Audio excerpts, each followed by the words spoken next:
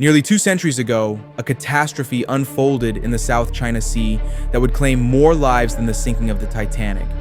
Yet somehow, this maritime disaster has been all but forgotten by history. The year was 1822.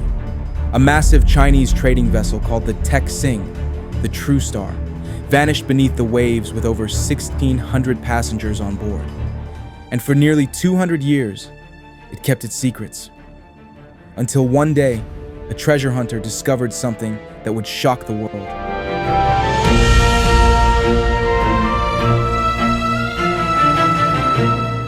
It's January 1822. The port of Xiamen in southern China is bustling with activity. Traders, merchants, and desperate laborers crowd the docks, all seeking passage on vessels bound for new opportunities across the sea. Towering above the harbor stands the Tek Sing, a colossal three-masted junk, one of the largest vessels of its kind. At 50 meters long and weighing nearly 1,000 tons, she's a floating city of wood, rope, and iron. Her captain, Tauco, has made this journey countless times, ferrying porcelain, silks, and human cargo to the Dutch East Indies, now known as Indonesia. But this voyage will be different. The Tek Sing is absolutely crammed with cargo. Blue and white porcelain from the famous kilns of Dewa is stacked in every available space. Some pieces are brand new, mass-produced for hungry export markets. Others are up to a century old, perhaps family heirlooms sold by desperate families. And here's what makes this story truly haunting. Squeezed among all this precious cargo are approximately 1,600 passengers, men, women, and children. Most are desperate Chinese immigrants hoping to find work in the sugarcane fields of Java. What few of them realize is that they're about to become part of one of the greatest maritime disasters in history. On January 14, 1822, the mighty Tek Sing sets sail.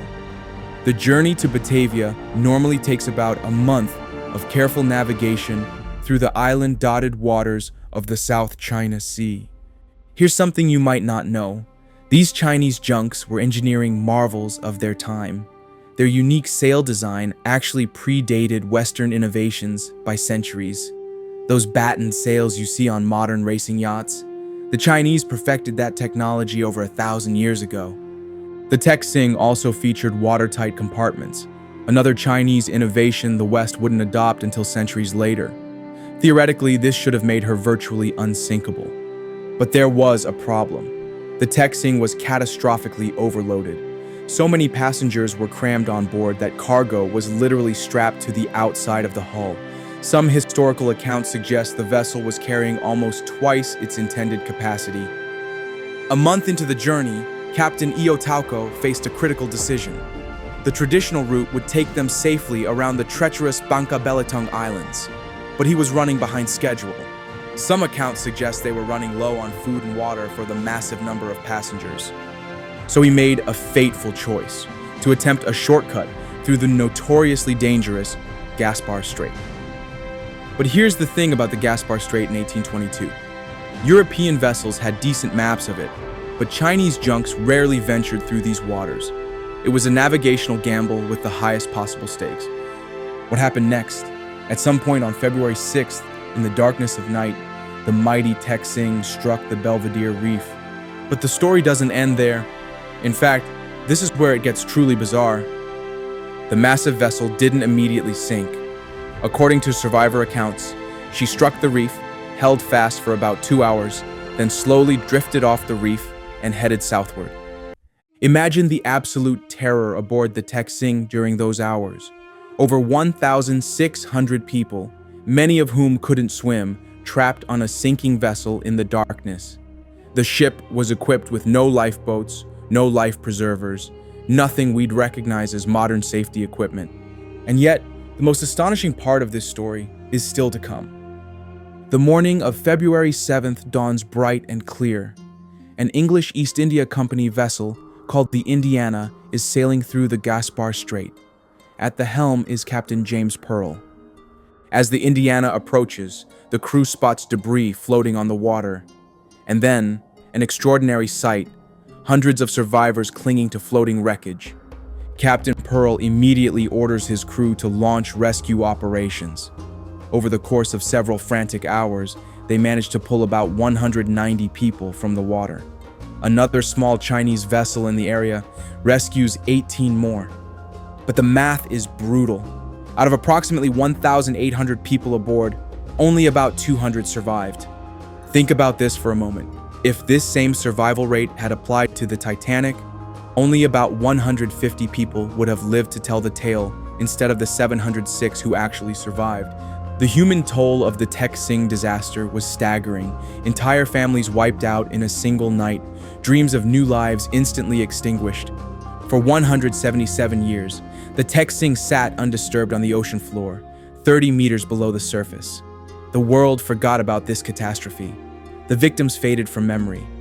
Then, on May 12, 1999, British marine explorer Michael Hatcher discovered the wreck. What they found was astonishing. Because the ship had been so tightly packed, much of the porcelain cargo remained intact, preserved in the silt and coral. Over the course of several days, a team of 50 divers recovered more than 350,000 pieces of porcelain, the largest cache of Chinese porcelain ever salvaged from a shipwreck. Some pieces were in near-perfect condition, despite spending almost 2 centuries underwater. Experts examining the find were stunned to discover porcelain from different time periods and regions, some dating back 300 years before the ship sailed. It was like opening a time capsule of Chinese artistry and commerce. But there was something else they found, something the divers chose not to disturb. Human remains were still present at the wreck site.